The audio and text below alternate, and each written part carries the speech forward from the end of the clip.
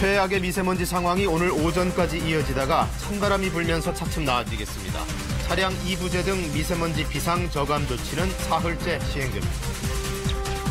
어제 천안 도심의 한 대형 호텔에서 불이 나 직원 1명이 숨지고 투숙객 등 19명이 다쳤습니다. 숨진 직원은 최초 신고자로 불을 끄려다 방을당한 것으로 알려졌습니다.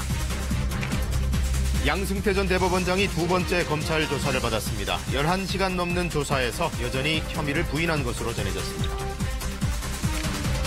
신석희 선수에 이어 전 유도 선수 신유용 씨가 코치로부터 4년간 성폭력을 당했다고 폭로했습니다. 다른 피해자들도 자책 말고 피해를 알리자고 호소했습니다. 황교안 전 총리가 오늘 자유한국당에 입당하고 전당대회 출마 등 향후 행보에 대한 입장을 밝힙니다. 황 전 총리의 등판으로 당권 주자들의 경쟁이 본격화될 전망입니다.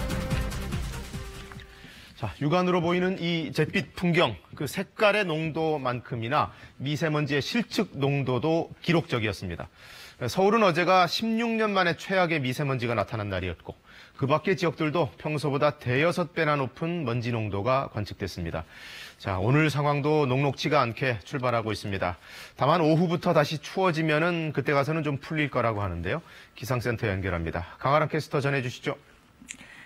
네, 오늘 오후부터는 서서히 찬바람이 불면서 미세먼지가 사라질 것으로 예상되는데요. 하지만 오전까지 방심하시면 안 되겠습니다. 최악의 미세먼지 상황이 계속 이어질 것으로 보입니다. 전국 10개 시도에는 미세먼지 비상 저감 조치가 내려진 가운데 이렇게 곳곳에 빼곡하게 초미세먼지 주의보와 경보가 내려진 상태인데요. 수도권과 충청 지역을 중심으로는 초미세먼지 경보까지 내려져 있습니다. 어제 같은 시각보다도 초미세먼지 농도가 아주 높은 상태인데요. 76 마이크로그램 이상일 때 초미세먼지 농도 매우 나쁨 수준이라고 합니다.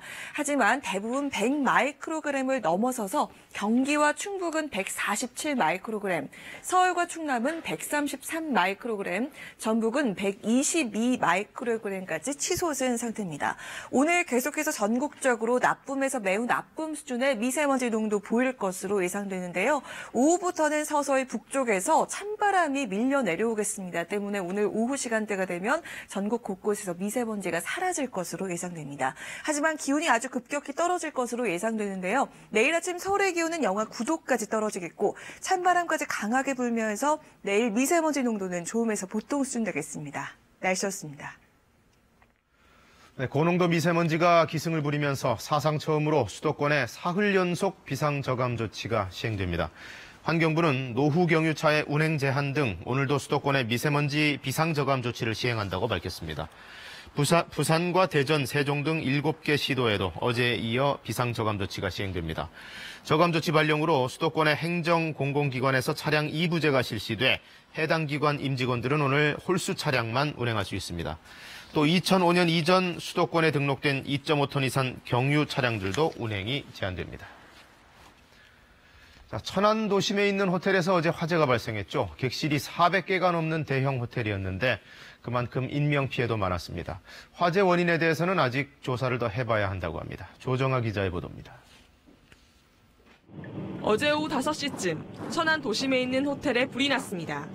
짙은 유독성 가스가 호텔 전체를 휘감은 가운데 남성 2명이 21층 최상층 창밖으로 나와 구조를 기다립니다. 최상층 창으로 연기가 나올 정도로 유독가스가 건물에 가득 찼습니다. 연기가 계속 올라가면서 그 사람이 바깥으로 나온 것 같아요. 연기가 심하니까 밖에 내다보고 있었고 살려달라는 식으로 했었는데. 불이 난 호텔은 지하 5층과 지상 21층에 420객실을 갖춘 대형 호텔. 화재 당시에는 투숙객 20명과 직원 44명이 있었습니다. 대부분 무사히 구조됐지만 불이 꺼진 뒤 호텔 직원 1명이 지하 1층에서 숨진 채 발견됐습니다. 이 직원은 호텔 시설관리 담당자 53살 김모 씨로 확인됐으며 오후 4시 56분쯤 최초 화재 신고를 한 뒤 자체 진화를 시도했던 것으로 추정됩니다. 소방당국은 또 다른 희생자가 있을까 불이 꺼진 뒤에도 400여 객실과 호텔 전층을 중첩 확인하고 있습니다. 추가 사상자가 나오지 않도록 저희 대원들을 가용 자원을 최대한 동원해가지고 철저하게 인명검색을 하고 있습니다. 또 투숙객과 직원 소방대원 19명이 연기를 마셔 인근 병원으로 옮겨졌고 이 가운데 3명은 중상인 것으로 알려졌습니다. 소방당국은 지하에서 불꽃이 보이고 연기가 나기 시작했다는 신고에 따라 호텔 지하 1층에서 불이 시작된 것으로 보고 날이 밝는 대로 화재 원인 조사에 나설 예정입니다. KBS 뉴스 조정아입니다. 양승태 전 대법원장 어제 검찰에서 두 번째 소환 조사를 받았습니다. 11시간 남짓 조사를 받고 귀가했는데요. 1차 때와 마찬가지로 혐의는 대부분 부인한 것으로 전해졌습니다. 검찰은 그러나 증거들이 이미 충분하다며 구속영장 청구 쪽으로 가닥을 잡은 분위기입니다. 성민수 기자가 보도합니다. 두 번째로 검찰에 소환된 양승태 전 대법원장이 11시간 30분 동안 조사를 받고 귀가했습니다. 지난주 조사와 마찬가지로 심야 조사를 하지 않겠다는 검찰 방침에 따라 양 전 대법원장에 대한 조사는 어젯밤 9시쯤 끝났습니다. 검찰은 2차 조사에서 옛 통합진보당 재판 개입과 헌재 내부 기밀 유출 지시, 법원 공보관실 운영비 편법 사용 의혹 등을 조사했습니다. 이에 대해 양 전 대법원장은 모른다, 기억이 나지 않는다고 답하거나 임종원 전 법원행정처 차장 등 아랫사람들이 알아서 한 일이라고 떠넘기고 있는 것으로 전해졌습니다. 하지만 검찰은 양 전 대법원장의 방어 전에도 구속영장을 청구할 만큼의 물증은 충분하다는 입장입니다. 우선 재판거래 등에 개입한 것으로 알려진 이규진 전 양형위원회 상임위원회 업무수첩 3권. 이 수첩에 한자, 대자로 따로 표시된 부분이 있는데 바로 양 전 대법원장이 직접 지시한 것이라는 게 검찰의 판단입니다. 또 양 전 대법원장이 강제징용 재판 진행 상황을 일러준 내용이 그대로 담겨 있는 김앤장 기밀 문건, 그리고 인사불이익을 줄 판사들 이름 옆에 양 전 대법원장이 직접 표시를 한 문건 등이 검찰의 무기입니다. 검찰은 양 전 대법원장의 조사가 마무리되는 대로 지체 없이 구속영장 청구 여부를 결정한다는 방침입니다. KBS 뉴스 성민수입니다. 유독의 성폭력을 고발한 전 유도 선수 신유용 씨가 KBS와의 인터뷰에서 용기를 낸 이유를 밝혔습니다. 자신이 심석희 선수를 보며 용기를 얻었던 것처럼 다른 피해자들도 자책하지 말고 당당히 사실을 알리길 바란다고 호소했습니다. 보도에 김덕훈 기자입니다. 고등학교 1학년 때부터 4년간 코치에게 성폭행을 당했다는 전 유도 선수 신유용 씨. 심석희 선수의 폭로가 망설이던 자신에게 용기를 줬다고 KBS와의 인터뷰에서 밝혔습니다. 심석희 선수의 이슈 이후에 제 사건도 다시금 수면 위로 떠올라야겠다고 생각을 해서 실명과 얼굴까지 공개하고 언론에 보도를 하게 되었습니다. 상심할 가족이 걱정되고 또 선수로서의 미래도 끝날까 두려워 오랫동안 피해 사실을 말하지 못했다고 고백했습니다.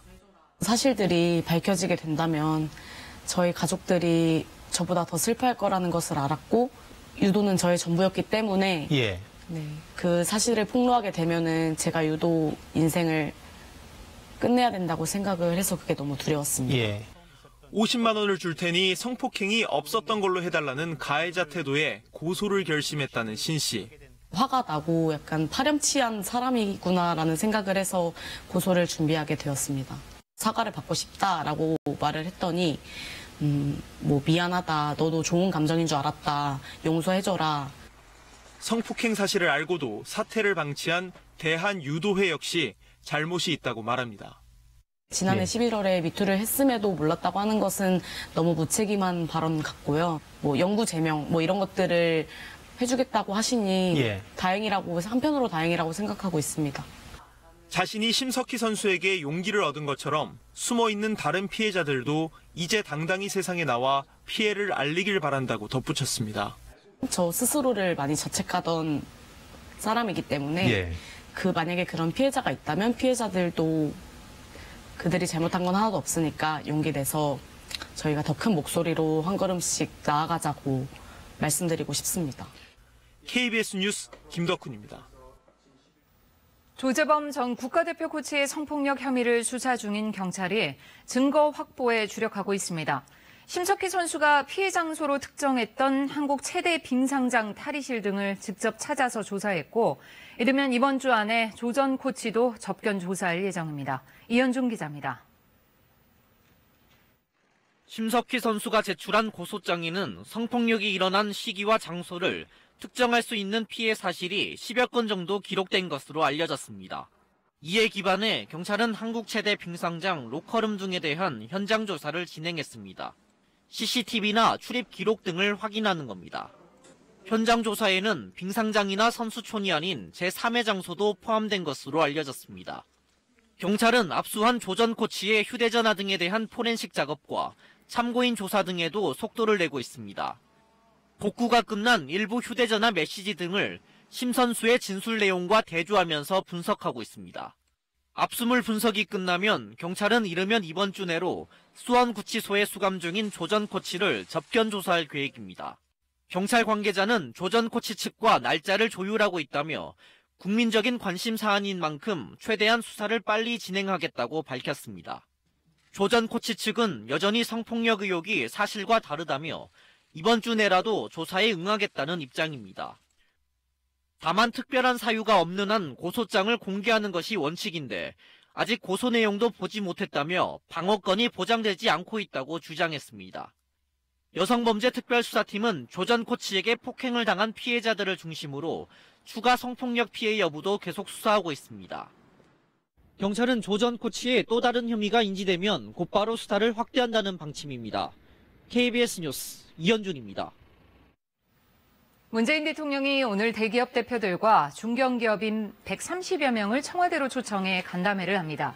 이번 간담회에는 전국 상공회의소 회장단인 박용만 대한상의 회장을 비롯해 현정은 현대그룹 회장 등이 참석하며 대기업을 대표해서 이재용 삼성전자 부회장, 정의선 현대자동차 수석 부회장, 최태원 SK 회장 등이 참석합니다. 또 중견기업에서는 정몽원 한라 회장과 손정원 한온시스템 대표 등이 참석합니다. 밤사이 만취 상태로 난폭 운전을 하다 20대 운전자가 현장에서 붙잡혔습니다. 지난달 18일 있었던 강릉 펜션 사고와 관련해선 펜션 운영자와 보일러 시공업체 대표가 구속 수감됐습니다. 김범주 기자가 사건 사고 소식 정리했습니다. 경찰관 2명이 한 남성을 경찰차로 밀어붙여 엎드리게 한 뒤 그 자리에서 체포합니다. 체포된 사람은 25살 장모 씨로 오늘 새벽 2시 50분쯤 서울 강남의 한 대로에서 만취 상태로 난폭 운전을 한 혐의로 경찰에 붙잡혔습니다. 장 씨는 순찰차의 정지 명령을 무시하고 심야 추격전을 벌이다 운행 중이던 택시를 들이받은 뒤에야 현장에서 체포됐습니다. 경찰 조사 결과 장 씨의 사고 당시 혈중 알코올 농도는 0.124%, 면허 취소에 해당하는 만취 상태였습니다. 주차된 SUV 차량에서 흰 연기가 쉴 새 없이 뿜어져 나옵니다. 어젯밤 9시 15분쯤 서울 광진구의 한 다세대 주택 앞에 주차된 SUV 차량에서 원인이 밝혀지지 않은 불이 났습니다. 이 불로 차량의 엔진룸 내부가 모두 불에 탔고 인근 주택 2층에 살던 60살 김모 씨가 연기를 마셔 병원으로 옮겨졌지만 생명에는 지장이 없는 것으로 알려졌습니다.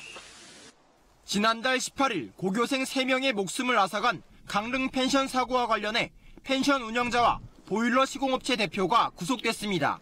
춘천지법은 펜션 운영자 김 씨와 보일러 시공업체 대표 최 씨에 대해 증거인멸의 우려가 있다며 업무상 과실치사상 혐의를 적용해 구속영장을 발부했습니다. 하지만 이들과 함께 영장이 청구됐던 한국가스안전공사 가스안전검사원 김모 씨에 대한 구속영장은 기각했습니다. KBS 뉴스 김범주입니다.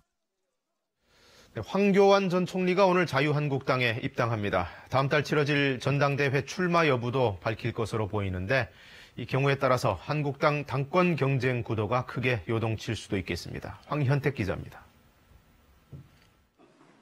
황교안 전 국무총리가 오늘 자유한국당에 입당합니다. 대통령 권한대행에서 물러난 지 1년 8개월 만에 정치 무대 등판입니다. 황 전 총리는 입당식을 가진 뒤 다음 달 27일로 예정된 전당대회 당대표 출마 여부 등에 대한 입장도 밝힐 예정입니다. 박근혜 정권 당시 장관과 총리를 지낸 대표적 친박 인사인 황 전 총리의 등장에 당 안팎의 견제는 어제도 계속됐습니다. 황교안 총리가 자유한국당으로 자유한국당을 장악하게 되면 자유한국당은 다시 수구 보수의 원형으로 돌아가는 것입니다. 박근혜 부활을 뜻하는 것이 되었습니다. 자유한국당에게 최소한의 명치라도 있는 것입니까? 이런 가운데 한국당은 차기 지도부 구성과 관련해 현행 단일 지도체제를 유지하기로 했습니다. 당 대표와 최고위원을 따로 뽑는 이 방식은 합의제인 집단 지도체제와 달리 당 대표에게 강한 권한을 부여합니다. 당 대표에서 떨어지면 최고위원조차 되지 못하는 만큼 잠재적 당권 주자들의 셈법도 한층 복잡해졌습니다. 위원장님이 그 전면대 출마 절차를 거기에 대해서 참 어려운 질문 하시는 우리 사무총장 대답하십시오. 대표님은 출마하실 생각 있으십니까? 관심이 많은데. 그런 것을 이 선자리에서 길거리 인터뷰에서 말해주리라고 생각했습니까? 일각에선 황 전 총리의 등판과 단일 지도체제 확정으로 대표 출마를 저울질하고 있는 후보 간 계파별 단일화, 합종연행이 불가피할 거란 분석도 나오고 있습니다. KBS 뉴스 황현택입니다. 초계기 갈등과 관련해 한일 군사당국이 어제 싱가포르에서 장성급 회의를 열었습니다. 하지만 대화가 잘 풀리지는 않았고 서로 입장 차이만 확인한 것으로 전해졌습니다. 이효영 기자가 보도합니다. 한일 군사당국이 어제 제3국인 싱가포르에서 초계기 갈등과 관련해 장성급 실무회의를 진행했습니다. 오전에 시작된 회의는 한국 대사관과 일본 대사관으로 가며 저녁 늦게까지 이어졌지만 양측은 입장차를 좁히지 못했고 합의문이나 공동보도문도 도출하지 못했습니다. 또 일본 측은 그동안 우리가 요구해왔던 레이더 주파수 관련 증거 자료도 제시하지 않은 것으로 전해졌습니다. 군 소식통은 일본은 레이더 조사 주장을 뒷받침할 증거는 공개하지 않으면서 자신들이 수집한 일부 데이터 정보와 우리 광개토 대왕함의 레이더 체계 정보 전체를 교환할 것을 요구했다고 전했습니다. 이에 우리는 정보 교환의 비대칭성을 들어 불가함을 통보하고 일본이 수집했다고 주장하는 레이더 정보를 바탕으로 향후 전문가들이 상호 검증할 것을 제안했다고 전했습니다. 또 일본 초계기의 위협 저공 비행에 대해 국제법적 조항과 사례 등을 들어 그 부당함을 논리적으로 설명하고 항의했다고 덧붙였습니다. 어제 회의에는 우리 측에서 국방부 이원희 국제정책관과 부석종 해군 중장이, 일본 측에선 타케시 방위성 국장과 아츠시 항공자위대 중장이 참석했습니다. 앞서 일본은 지난달 20일 북한 선박을 구조하던 광개토 대왕함이 일본 초계기를 향해 사격 통제 레이더를 쏘았다고 주장하며 영상을 공개했고 우리 측은 오히려 일본이 저공 위협 비행을 한 데 대해 사과하라며 반박 영상을 공개하는 등 이른바 초계기 갈등이 계속되고 있습니다. KBS 뉴스 이효용입니다. 개 안락사 논란이 불거진 동물보호단체에 대해 그동안 유기견 구조 등으로 모금했던 후원금을 제대로 썼는지를 묻는 의혹 제기도 쏟아지고 있습니다. 이 소식은 정유진 기자가 보도합니다. 지난해 5월 서울 백사마을에서 있었던 개 구조 활동입니다. 태어난 지 얼마 되지 않은 새끼 강아지 등 17마리를 구조했습니다. 구조 당시 케어는 모금도 같이 진행했습니다. 한 포털 사이트에서만 800만 원을 모금했습니다. 그러나 구조된 개들은 곧바로 안락사 위기에 처했습니다. 박 대표가 직원에게 보낸 메시지, 치료비와 입원비가 감당이 되지 않는다고 말합니다. 그리곤 백사마을에서 구조한 어미와 새끼 빼고 나머지는 보내자, 즉 안락사시키는 게 낫지 않냐고 이야기합니다. 2015년 100여 마리의 동물을 구조했던 케어는 지난해에는 380여 마리를 구조했습니다. 이런 활발한 구조 활동으로 2017년에만 후원금 등으로 19억 원을 모금했습니다. 내부 제보자들은 박 대표가 케어의 후원금을 개인적으로 사용했는지 확인하고 있다고 전했습니다. 후원금에 대한 부분에 대해서 시행차 하는 게 좀 많이 있었어요. 정황이 있어가지고 확인 작업을 하고 있는 중이고. 박 대표는 지난 2011년 주인에게 돈을 받고 위탁보호하던 강아지도 안락사시켜 600만 원을 배상하라는 법원의 판결을 받기도 했습니다. 이런 의혹 속에 박 대표는 직원들과의 대화를 취소했습니다. 원래 멸치용은 이런 게 있었는데 취소됐어. 케어 측은 외부 전문가 등으로 비상대책위원회를 구성해 사태를 수습하겠다고 밝혔습니다. KBS 뉴스 정유진입니다. 꼭 칼을 쓰지 않고도 요즘은 레이저나 고주파 등을 이용해 수술하는 경우가 많죠. 환자들로선 상처도 거의 없고 해서 선호하기도 하는데 보험사들은 이런 레이저, 고주파 수술은 약관상 진짜 수술이 아니라면서 보험금을 온전히 지급하지 않고 있습니다. 먼저 이중근 기자가 속타는 환자들의 이야기 들어봤습니다. 이무섭 씨는 지난해 5월 병원을 찾았다가 갑상선 종양을 발견했습니다. 그리고 고열로 종양을 태워 없애는 고주파 열 치료술을 받았습니다. 절제하는 것보다 간단하고 재발 가능성도 낮다는 의사의 권유 때문입니다. 외과적으로 뭐 상처는 안 남을 거고 짧게 이렇게 들어가서 태우는 거기 때문에 태우는 그 순간에 살짝 아플 수 있다. 되게 빨리 끝났어요, 수술은. 이후 병원에서 수술 확인서를 받아 수술 보험금을 청구했는데 보험사는 수술이 아니라며 보험금 400만 원 가운데 300만 원만 지급했습니다. 보험약관상 수술은 생체의 절단, 절제 등의 조작을 가하는 행위라고 돼 있어 임 씨가 받은 고주파 열 치료는 수술보험금 지급 대상에 해당되지 않는다는 이유였습니다. 임 씨가 부당하다며 금감원에 민원을 제기하자 보험사는 곧바로 수술보험금 전액을 지급했습니다. 정확하게 이제 정리돼가지고 내면은 보험회사도 수술하기 바란데 현재 안 되다 보니까 소송을 하든 아니면은 분쟁조정을 정식적으로 상정해서 판단을 받았고. 이렇게 절제술이 아닌 수술법들이 도입되면서 관련 소송과 민원이 늘고 있지만 대부분의 보험 가입자들은 보험사에서 주는 대로 받고 지나가기 했습니다. 잘 모르기 때문입니다. 일종의 뭐 싸워 나가야 된다고 할까? 저는 그렇지만 다른 사람들은 되게 그걸 받아들여요. 보험회사에서 이렇게 해서 지급이 안 된다 그러면은 아 그렇구나 그렇게 해가지고 받아. 금감원은 갑상선 고주파 열 치료에 대해선 보험금을 지급하도록 보험사에 구두로 권고하고 있다고 밝혔습니다. KBS 뉴스 이중근입니다.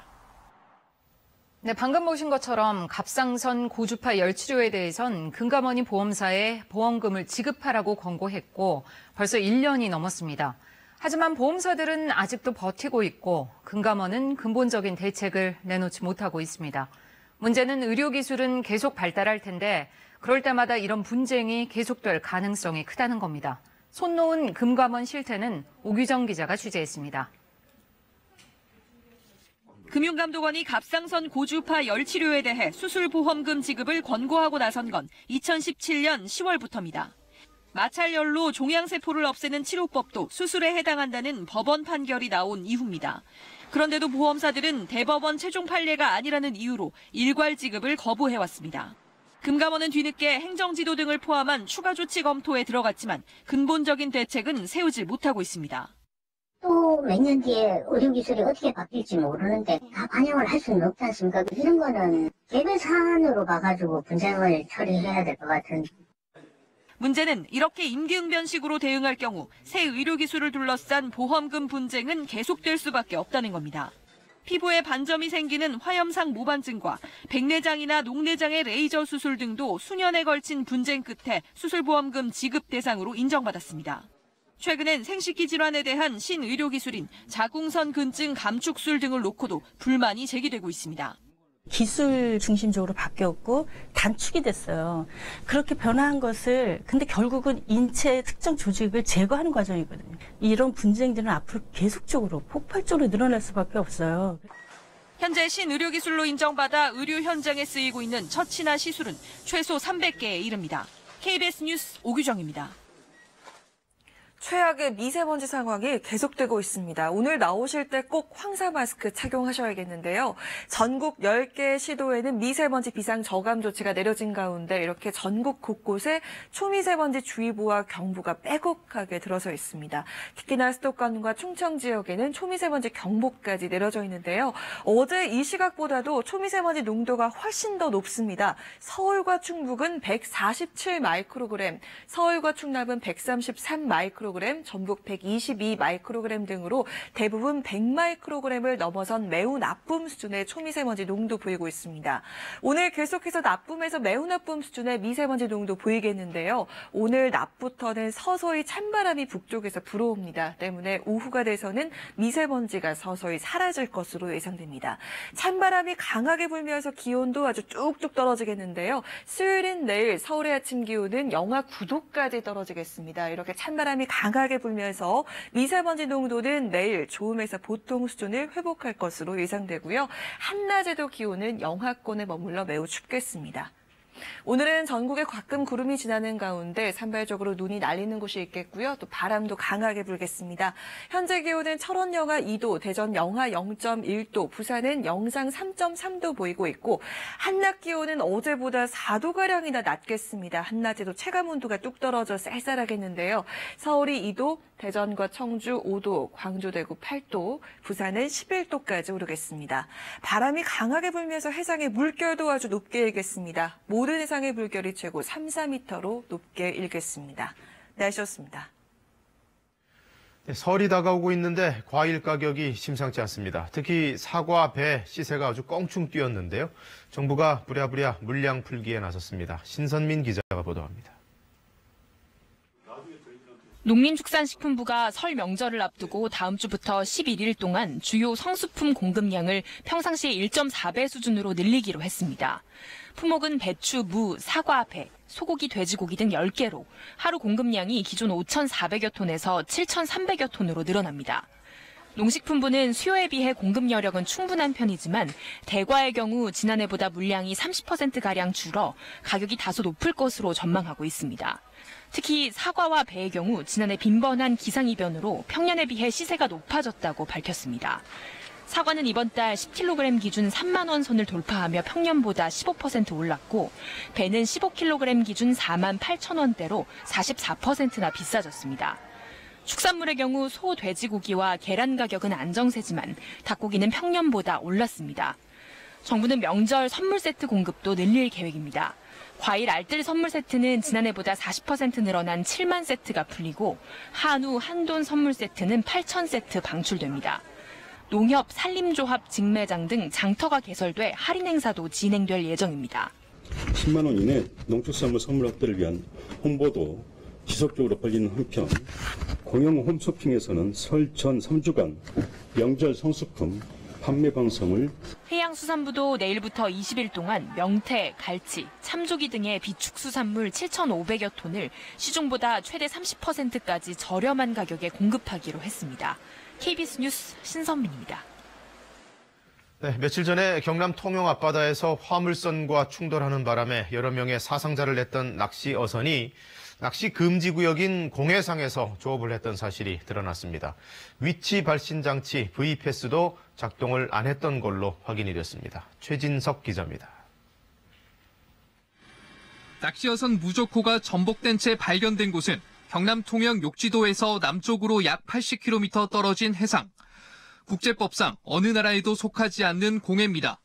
안전관리의 어려움 등으로 올해부터 낚시가 전면 금지된 해역입니다. 하지만 무조코는 사고 당일 이 해역에서 낚시를 한 것으로 확인됐습니다.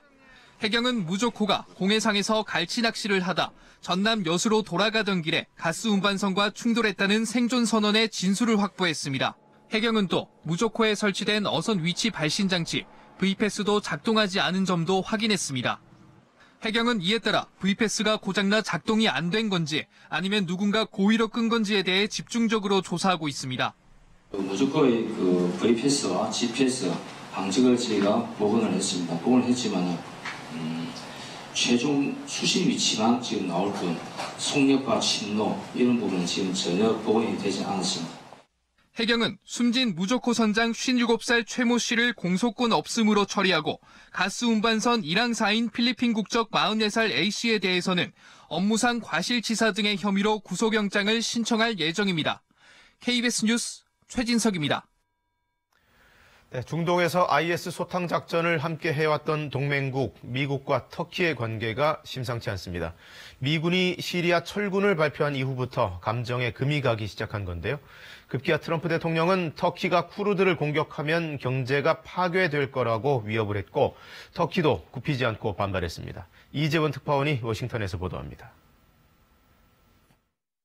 트럼프 미국 대통령이 트위터에 동맹국 터키를 위협하는 글을 올렸습니다.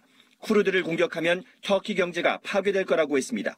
이에 터키는 굴복하지 않겠다고 맞섰습니다.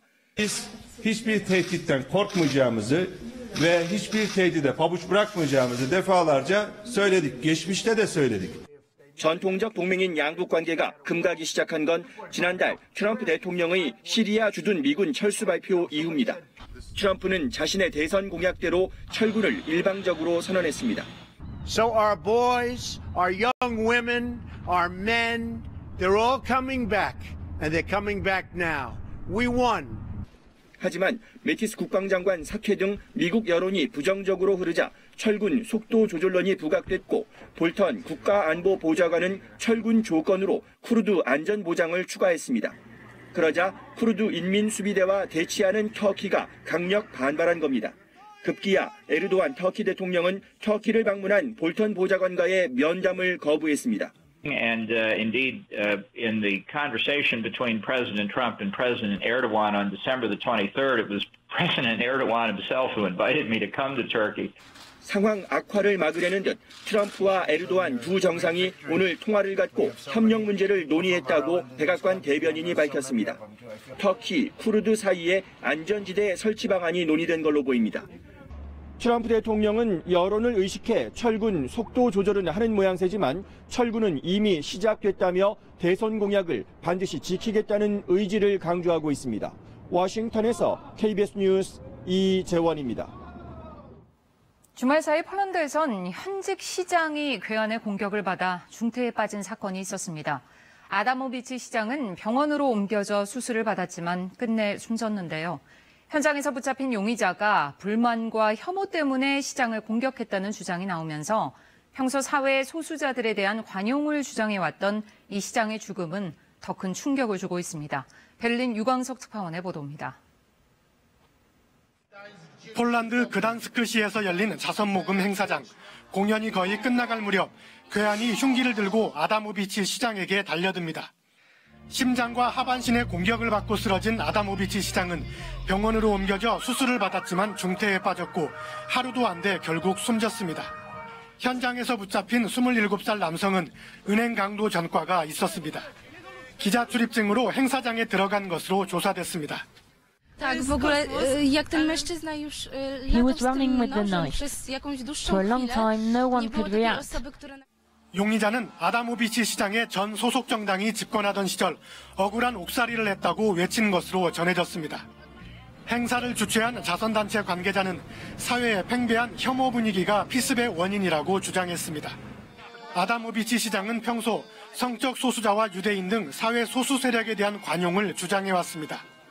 안제이 두다 폴란드 대통령은 여야 대표들과 만나 증오와 폭력을 방지하기 위한 방안을 논의할 예정입니다. 베를린에서 KBS 뉴스 유광석입니다. 짙은 어둠을 뚫고 앰뷸런스가 출동하고 경비대원들은 삼엄한 경계를 펼칩니다. 현지 시간으로 월요일 아프가니스탄 수도 카불에서 차량 폭탄 테러가 발생해 4명이 숨지고 90여 명이 다쳤습니다. 부상자 대부분은 민간인인데 어린이도 23명이 포함됐습니다. 과거 카불에서는 탈레반과 IS가 테러를 일으킨 적이 있지만 아직까지 이번 테러를 자처하는 단체는 나타나지 않고 있습니다. 물대포가 굵은 물줄기를 하늘을 향해 내뿜습니다. 태국에서도 미세먼지가 기승을 부리면서 공기를 정화시키겠다며 대응에 나선 겁니다. 어제 서울의 초미세먼지가 관측 이래 가장 높은 세제곱미터당 118 마이크로그램을 기록했는데 방콕은 어제 아침 무려 180 마이크로그램을 기록할 정도로 초미세먼지가 심각했습니다. 이에 따라 태국 정부는 대형 트럭의 방콕 도심 진입을 막고 배기가스 단속을 벌이기도 했습니다. 쿠알라룸푸르에 있는 말레이시아의 국립동물원에서 판다의 돌잔치가 열렸습니다. 주인공은 말레이시아와 중국과의 수교 40주년을 맞아 지난 2014년 말레이시아에 온 부모에게서 태어난 암컷 판다입니다. 당근과 대나무로 만들어 정성스럽게 준비한 생일 케이크는 아기와 엄마 판다의 장난감이 돼버렸습니다. 지금 세계는 이었습니다. 네, 정치인, 연예인 등 유명인들에게 특혜를 줘왔던 대학교가 적발됐습니다. 수업에 오지 않아도 출석을 인정해준 사실이 드러난 건데요. 이 교육부는 부정 출석이 확인된 김상돈 의왕시장과 B2B 육성재 씨 등에게 줬던 학위 및 학점을 모두 취소하도록 했습니다. 보도에 서병립 기자입니다. 김상돈 경기도 의왕시장은 2005년 전남 나주의 동신대학교에 편입학했습니다. 당시 시의원이던 김 시장은 정상적으로 수업에 출석하지 않았지만 출석을 인정받아 이 학교를 졸업할 수 있었습니다. 시의회 의정활동 기록 및 수업 계획서 등의 자료를 확인한 결과 정상적으로 출석하지 않은 사실을 확인하였습니다. 이 대학을 다닌 아이돌 그룹 B2B의 육성재와 하이라이트의 윤두준 등 연예인 7명도 수업을 받지 않고도 출석을 인정받았습니다. 하지만 교육부는 방송 출연을 출석으로 인정한 학과 내부의 방침은 무효라며 학점과 학위를 취소하도록 했습니다. 교육부는 특히 학생 신분으로 실용음악학과 겸임교수로 재직한 포크송 가수 추가열 씨에 대해 학위를 취소하고 임용도 무효하기로 했습니다. 한편 3년간 300여 명의 신입생을 부정입학시킨 부산 경상대에 대해서도 총장을 파면하고 20여 명의 교직원을 징계하도록 했습니다. 또 부정입학과 관련된 학생들은 입학을 취소하도록 통보했습니다. 부정과 비리로 누군가 특혜를 보는 일, 그래서 기회의 공정성이 함부로 훼손되는 일은 사라져야 합니다. 교육부는 앞으로 퇴직 공무원에 대해서도 취업 제한을 확대하기로 하는 등 교육 신뢰 회복에 적극 나설 방침입니다. KBS 뉴스 서병립입니다. 네, 금강 바닥에 커다란 마대들이 무더기로 쌓여있는 사실이 확인됐습니다. 금강에 있는 보호 가운데 하나 세종보 인근에서 발견됐는데요. 4대강 사업 공사와 관련된 마대들이었습니다. 류란 기자가 현장 취재했습니다. 금강의 세종보입니다. 지난해 수문을 완전히 열었는데도 보 바로 위쪽 강물이 제대로 흐르지 못합니다. 강 바닥에 공사용 마대가 2중, 3중으로 물길을 막고 있기 때문입니다. 4대강 사업으로 세종보를 만들 때 임시 물막이용으로 쌓아놓은 마대입니다. 공사를 마친 뒤 모두 수거했어야 하지만 폭 350m 중 무려 300m 구간의 마대를 그대로 남겨뒀습니다. 1톤짜리 마대 2,400여 개에 이릅니다. 시공사인 대우건설은 공사 당시 준공을 너무 재촉받다 보니 미처 수거하지 못했다고 밝혔습니다. 보호 개방 이후 마대 더미가 드러나자 대우건설은 부랴부랴 수거에 나섰습니다. 7년간 물속에 잠겼던 마대는 갈갈이 찢기고 사가 너덜너덜해졌습니다. 폴리프로필렌 재질의 마대가 미세 플라스틱으로 부서져 강과 바다로 흘러들었을 것이란 우려가 나옵니다. 부실하게 시공을 한 거를 허가를 해주는 상황이고요. 준공허가 과정에서 문제되는 부분이 발견이 되면은 진상조사와 함께 책임자 처벌이 필요한 상황입니다. 준공 허가를 내준 대전지방국토관리청은 확인할 수 없는 사안이었다며 이제 다 치웠으니 끝난 문제라고 밝혔습니다. 국토부와 환경부는 시공사에 대한 아무런 추가 조치 없이 이번 사안을 마무리했습니다. 하지만 그동안 마대 더미에 막혀 강바닥이 퇴적된 탓에 제거 작업은 끝났지만 금강의 물길은 쉽게 돌아오지 않고 있습니다. KBS 뉴스 류란입니다.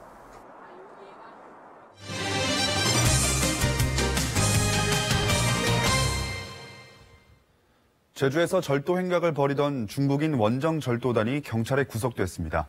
조사 결과 이들은 입국부터 숙소 생활, 출국 준비까지 조직적으로 움직였습니다. 이면희 기자가 취재했습니다.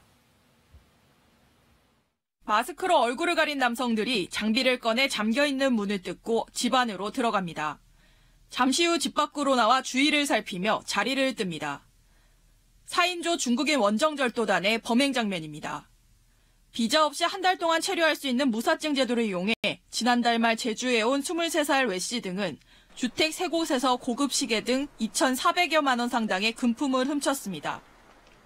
렌터카로 함께 이동하며 집안에 사람이 없거나 경비가 허술한 고급 주택을 골랐습니다. 이들은 고급 주택 단지 내 불이 꺼진 집만 노려 범행을 저지른 것으로 경찰 조사 결과 드러났습니다.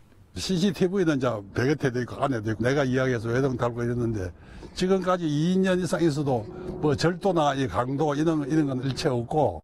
얼굴을 가릴 모자와 마스크, 현관을 뜯어낼 장비도 치밀하게 준비했습니다. 제주에 입국해서 4명이 또 한 숙소에 방 하나에서 생활을 했고 모자를 쓰고 얼굴을 가리고 또 범행 도구를 준비한. 경찰은 중국인 4명을 특수절도 혐의로 구속했습니다. 제주에서는 지난해 7월에도 3인조 중국인 원정절도단이 검거되는 등 무사증 입국을 악용한 외국인 범죄가 늘고 있어 이에 대한 대처가 시급합니다. KBS 뉴스 이면입니다. 신축 공사 현장에서 크레인으로 운반하던 건설 자재가 갑자기 쏟아져 작업하던 노동자들을 덮쳤습니다. 노동자 2명이 10층 높이에서 떨어져 숨졌습니다. 박지성 기자의 보도입니다.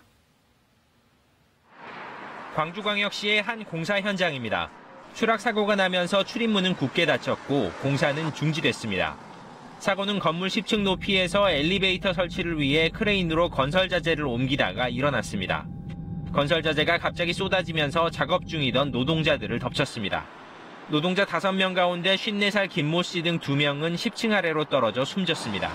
크레인이 위에서 파이프를 내리다가 안전망 파이프 있지 않습니까? 그래 부딪혀서 쏟아져 버린 거예요. 그래서 밑에 있는 사람들은 다 맞아버렸죠. 사고를 일으킨 크레인은 기사가 직접 현장을 볼 수 없어서 신호수의 무전에 따라 작업하는 무인 타워 크레인입니다. 일반적인 기사들이 그게 무전이 안 되고 그냥 막 내릴 수는 없어요. 이런 상태에서는 기사는 분명히 들었다 그랬으니까 확인이 되면은 정리를 하시겠죠. 타워 크레인 사고 사망자는 2016년 10명, 2017년 17명으로 급증했다가 현장 점검이 강화되면서 지난해에는 사고가 없었습니다. 경찰과 광주지방고용노동청은 크레인에서 건설 자재가 쏟아지게 된 경위와 안전규정 준수 여부 등을 조사하고 있습니다. KBS 뉴스 박지성입니다. 충북 진천의 한 기업에서 간부가 부하 직원들에게 그동안 욕설과 폭력을 서슴지 않아왔다는 폭로가 나왔습니다. 견디다 못해 퇴사한 직원까지 있는 것으로 알려졌는데요. 경찰도 본격적인 수사에 착수했습니다. 이정훈 기자입니다. 복도에서 한 남성이 부하 직원의 목을 세게 치더니 강하게 몸을 밀칩니다. 그래도 성에 안 찼는지 복도를 따라가며 부하 직원을 계속 밀쳐냅니다. 폭언도 이어졌습니다.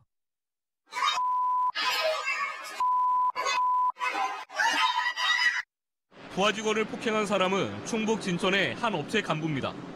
피해 직원은 이 간부가 자신의 담당도 아닌 업무를 강압적으로 지시에 거부하자 폭행했다고 주장합니다. 그래서 피멍이 들어있는 그 숨을 못 쉴 정도였어요. 숨을 못 쉬면서 저는 손을 뛰는데 저는 그게 제일 트라우마예요. 웃으면서 침을 치는? 그게 너무 무서웠어요. 이 직원 외에도 다른 직원 3명도 이 간부에게서 폭언을 들었다고 주장하고 있습니다. 참다 못해 퇴사한 직원도 있는 것으로 알려졌습니다. 다치고 그래도 네가 산재 부리는 거지 내가 수단과 방법을 가리지 않고 자르겠다. 해당 업체는 무리를 빚은 간부를 직위해제했지만 피해 직원과 떼놓지 않았습니다. 아니 근데 진행 사항이 뭐 개인적으로 그런 일이 있는 거는 개인적으로 이제 할 거고 저건 큰 이슈는 아닙니다. 경찰과 노동청은 해당 업체와 간부를 상대로 폭행과 근로기준법 위반 혐의 등을 집중적으로 조사하고 있습니다. KBS 뉴스 이정훈입니다. 40세 안팎의 비교적 젊은 층에게 생기는 위암을 조기 발병 위암이라고 합니다. 증상이 거의 없는 데다 진단마저 힘들어서 사망률이 높다고 하는데요.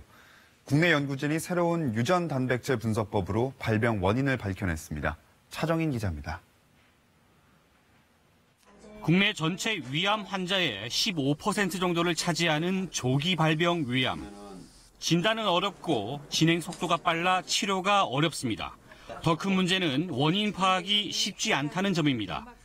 덩어리 형태의 암 조직이 아니라 위 점막 아래 넓게 펴져 있는 일명 미만형의 특징을 갖고 있기 때문입니다. 이런 조기 발병 위암의 원인을 국내 연구진이 규명했습니다.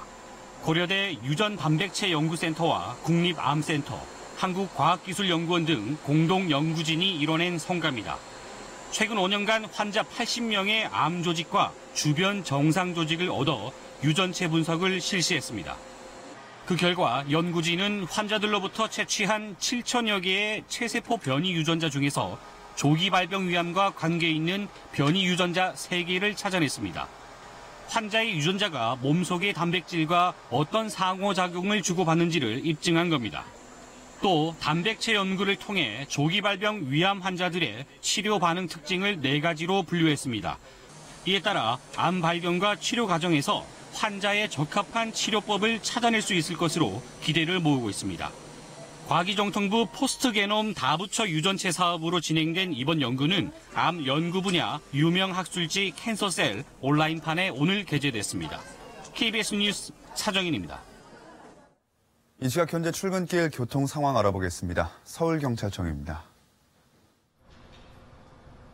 안녕하십니까. 화요일 아침 교통정보입니다. 오늘 아침 출근길 어제보다는 수월한 편이지만 사고 때문에 힘든 구간이 있습니다. 내부순환로 성수 방면 연희IC 부근에서 발생한 사고로 한 개 차로를 차단하고 사고 처리 중에 있는데요. 사고 여파로 반대 성산 방향까지 양방향 모두 정체되고 있습니다. 내부순환로 이용하시는 분들은 참고하시기 바랍니다. 동부간선도로 성수 방면 창동교 부근과 성수 분기점 부근에서 정체되는 것 외에는 평소보다 소통 원활한 편이고 이어지는 강변북로 일산 방향은 전 구간 제속도 낼 수 있습니다. 남부순환로 양재 방향 신림역과 서울대 입구역 부근에서만 신호대기 잠시 받고 있고 왕산로 도심 방면 신설동 사거리부터 흥인지문 사이 신호대기 행렬 길어지고 있습니다.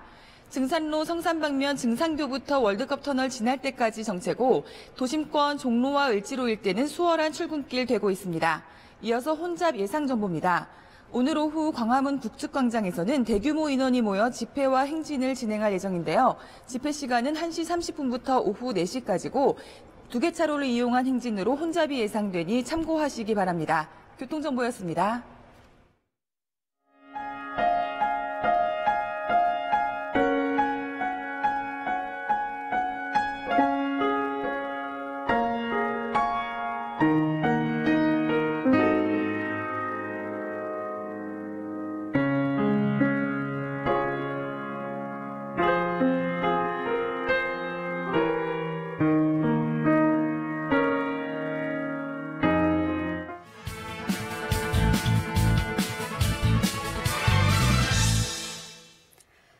심석희 선수의 폭로는 빙산의 일각이다.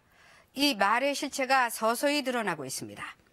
심 선수의 폭로 이후 체육계 성폭력 문제가 사회적 이슈로 떠오르면서 나도 당했다는 여성 선수들의 미투 운동으로 확산되는 조짐입니다. 유도 선수였던 한 여성이 자신의 코치에게 성폭행당했다는 주장이 또 터져나왔습니다. 고등학생 때부터 숙소 등에서 여러 차례 수년간 성폭행했다는 것입니다. 가해자로 지목된 해당 코치는 부인하고 있지만 이 여성 선수는 자신의 실명까지 공개하며 피해 사례를 낱낱이 밝혔습니다. 그 진상은 수사로 밝혀지겠지만 여성 선수들의 폭로를 보면 유사한 점들이 많습니다. 성범죄는 라커룸, 코치의 숙소 같은 감시의 눈이 없는 사각지대에서 일어났습니다.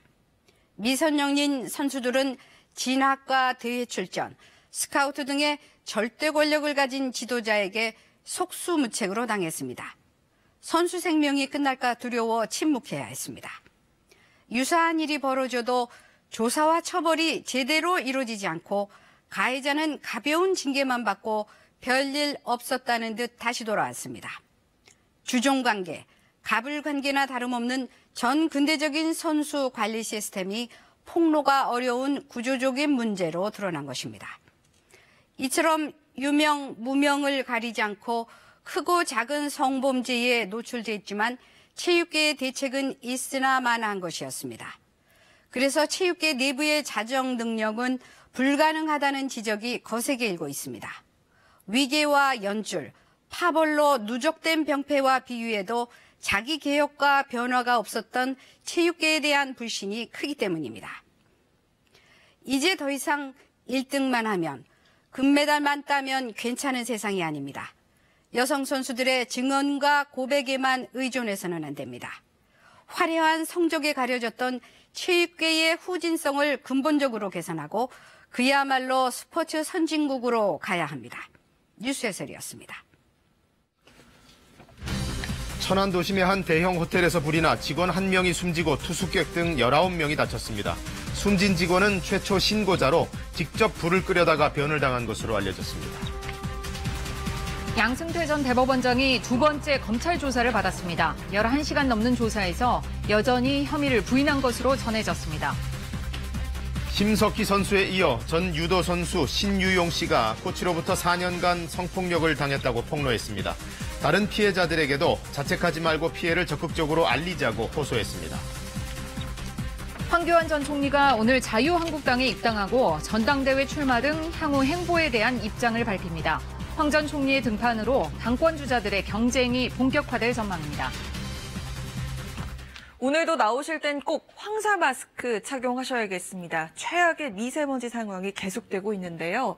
미세먼지 비상 저감 조치가 내려진 가운데 대부분 지역에 이렇게 초미세먼지 주의보와 경보가 내려졌습니다. 수도권과 충청 지역에는 초미세먼지 경보가 발효 중인 상태입니다. 현재 초미세먼지 농도 보도록 하겠습니다. 경기 134 마이크로그램, 서울 131 마이크로그램, 충북은 149 마이크로그램 등으로 대부분 100 마이크로그램을 넘어서서 매우 나쁨 수준의 초미세먼지 농도 보이고 있는데요.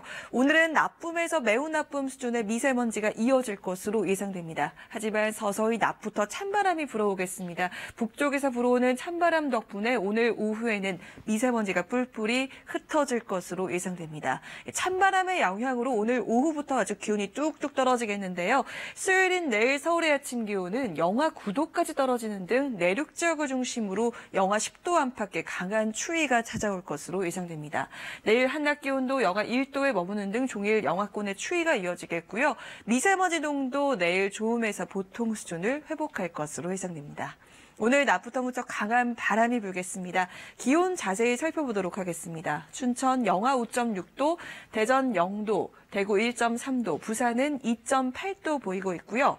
한낮 기온은 어제보다 4도가량이나 낮겠습니다. 부산 11도, 광주와 대구 8도, 강릉이 7도, 대전과 청주 5도, 서울은 2도 예상됩니다. 해상에도 무척 강한 바람이 불면서 대부분의 해상의 물결은 최고 3, 4m로 높게 일겠습니다. 동해안은 너울성 파도를 각별히 주의하셔야겠습니다. 날씨 전해드렸습니다. 뉴스광장 오늘 순서 마칩니다. 시청해주셔서 고맙습니다.